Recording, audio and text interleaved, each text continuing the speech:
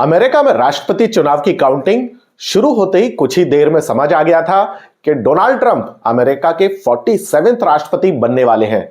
नमस्कार दोस्तों, मेरा नाम है रजत सिंह और आज हम बात करने वाले हैं डोनाल्ड ट्रंप की, उनकी विदेश नीति और उससे भारत पर पड़ने वाले प्रभाव के बारे में। तारीख 6 नवंबर 2024 अमेरिका में राष्ट्रपति पद की दौड़ समाप्त होती है और चुनाव के नतीजे अप्रत्याशित रूप से सामने आते हैं।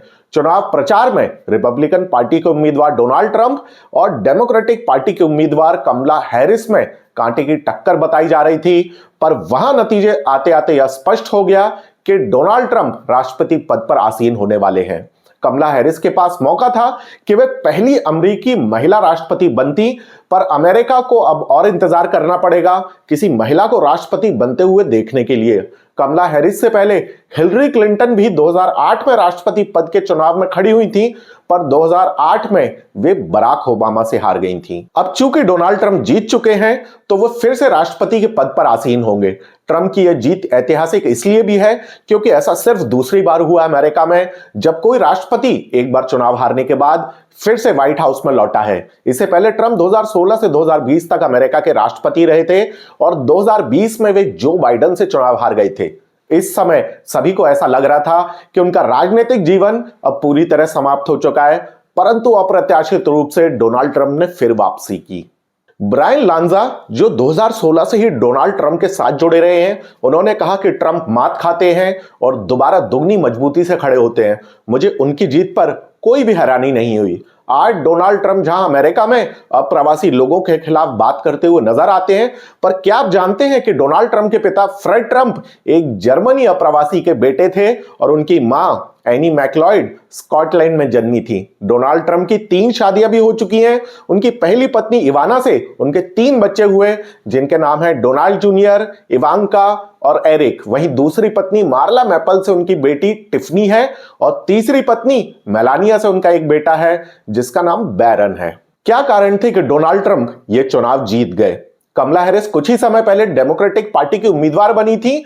शुरुआत में डेमोक्रेटिक पार्टी के उम्मीदवार जो बाइडेन थे, पर उनकी उम्र और उनकी हेल्थ के कारण डेमोक्रेटिक पार्टी को बीच में ही अपना उम्मीदवार बदलना पड़ा था। दूसरा, कमला हैरिस एक महिला है और आज महिला सशक्तिकरण के इस महान दौर में भी किसी भी लोकतंत्र में सत्ता के शीर्ष तक किसी महिला के लिए पहुंचना एक मुश्किल काम है।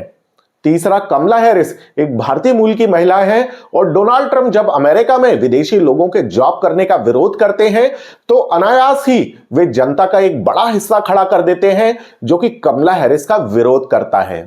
पिछले कुछ सालों में ज्यादातर देशों में ऐसे नेता सत्ता के शीर्ष पर जाकर बैठे हैं जो जनता से बहुत सारे झूठे बातें करते ही रहते हैं।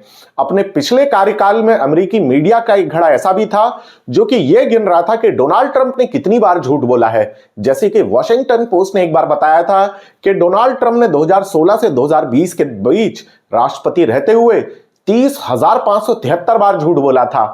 शायद वे इस बार अपना पिछला रिकॉर्ड भी तोड़ दें। परंतु भारत को हो सकता है कि डोनाल्ड ट्रंप के राष्ट्रपति बनने से कुछ फायदे हों। जैसे आज अमेरिका में खालिस्तानी मूवमेंट के कारण भारत और अमेरिका के संबंध खराब हो रहे हैं। कुछ समय पहले ही भारत सरकार के राष्ट्रीय सुरक्षा सलाहकार अजीत डोवाल साहब पर एक केस फाइल हुआ है अमेरिकन कोर्ट में। डोनाल्ड ट्रंप के राष्ट्रपति बनने के बाद आशा की जा रही है कि जो खालिस्तानी मूवमेंट अमेरिका में पिछले कुछ समय से सरकारी समर्थन के कारण मजबूत होता दिखाई दे रहा है, उसे अब अमेरिकी सरकार से समर्थन मिलना कम हो जाएगा। दूसरा, भारत अमेरिका के लिए आज एक बहुत जरूरी देश बन चुका है। अमेरिका के लिए आज सबसे बड़ा खतरा चीन है और अमेरिका भारत को मजबूत करना चाहेगा ताकि चीन के प्रभुत्व को वह दुनिया में कम कर सके। डोनाल्ड ट्रंप खुद एक सफल बिजनेसमैन है, इसलिए कई बिजनेसमैन इंक्लूडिंग एलन मस्क चुनाव में डोनाल्ड ट्रंप का समर्थन करते हुए भी नजर आए। अब डोनाल्ड ट्रंप चूंकि राष्ट्रपति बन जाएंगे, इसलिए भारत और अमेरिका के बीच व्यापार बढ़ना भी लगभग तय है।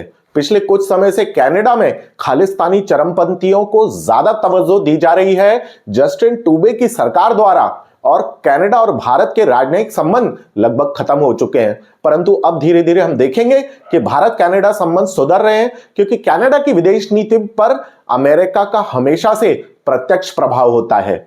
रूस और चीन को कमजोर करने के लिए भी अमेरिका भारत से अपनी करीबी बढ़ाएगा।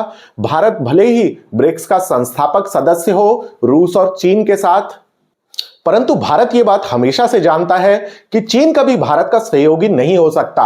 अतः अब अमेरिकी कंपनीज भारत में ज्यादा निवेश करती हुई दिखाई देंगी और अमेरिकन कंपनीज के लिए भारत में व्यापार करना थोड़ा अधिक आसान भी हो जाएगा, क्योंकि डोनाल्ड ट्रंप और भारतीय प्रधानमंत्री नरेंद्र मोदी के रिश्ते एक लंबे समय से बेहतर हैं। इन सब के बाद भी डोनाल्ड ट्रंप के आने से भारत के सामने एक बड़ी चुनौती आ सकती है, और वो ये है कि ट्रंप हमेशा से ही अमेरिका में विदेशी लोगों के नौकरी करने के विरोधी रहे हैं, इसलिए अमेरिकन वीजा मिलना कठिन हो जाता है। अब चूंकि बहुत सारे भारतीय अमेरिका में जॉब करते हैं और हर साल बहुत सारे लोग इंडिया से अमेरिका जाते भी हैं जॉब करने, तो अब यह देखना दिलचस्प होगा कि डोनाल्ड ट्रंप के राष्ट्रपति रहते हुए भारतीय लोगों को अमेरिका का वीजा मिलना और अधिक कठिन होगा या फिर पहले से आसान हो जाएगा। इसी के साथ में आप सभी से विदा लूंगा। आशा है आप सभी को ये वीडियो जरूर पसंद आया होगा। अपना फीडबैक आप हमें कमेंट करके जरूर बताएं, और हां, इस वीडियो को लाइक करना और शेयर करना ना भूलें, और अगर अभी तक आपने हमारे चैनल को सब्सक्राइब नहीं किया है तो सब्सक्राइब जरूर करें। मैं हूं आपका होस्ट रजत सिंह, आपके अपने चैनल शोर के लिए।